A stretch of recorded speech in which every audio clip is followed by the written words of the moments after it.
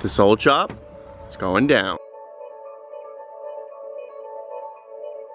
So there is the garage, and for reference, it is right in behind the house. Here's our house. Go up, up, up, 2 stories.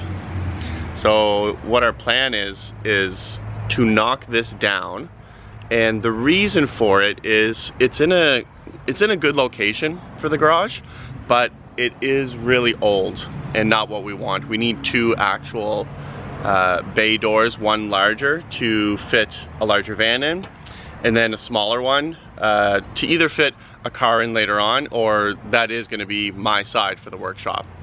So when you look at the garage as it sits right now, it's not going to be that large of a shop. It's going to be 23 feet across this way, so a little bit longer, and then a little bit deeper as well. It's going to be 26 feet deep. So what that allows us to do is put in the new shop, it's going to be 14 feet tall, the wall, and then have just a very shallow pitch, a 412 pitch up.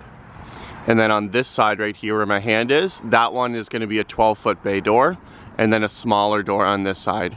So whenever we come through the driveway here, we'll be able to drive and then pull the vans in to the shop here.